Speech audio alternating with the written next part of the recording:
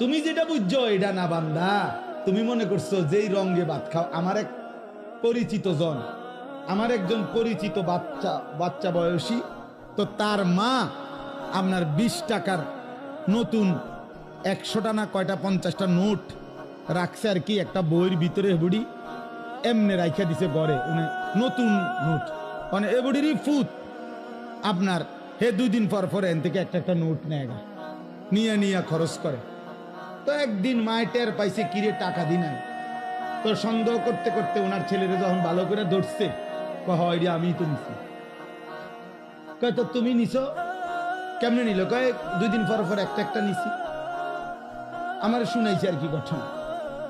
তো বললো যে তো তুমি এগুলা নিলে কেমনে? কয় আমি তো একবার নিলাম 2বার নিলাম, আমনি কিচ্ছু কর না, কেউ কিছু কয় না,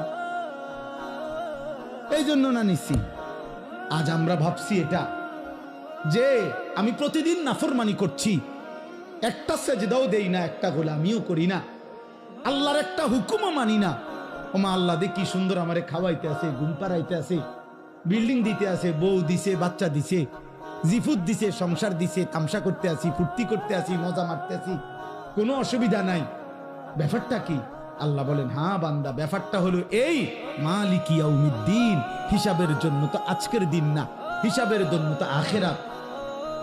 আলাদা দিন রাখছি তো আমি আজ যা দিয়েছি সেদিন আখিরাতে নিয়ে আমার একটা নিঃশ্বাসের হিসাব আমি আল্লাহ নেব।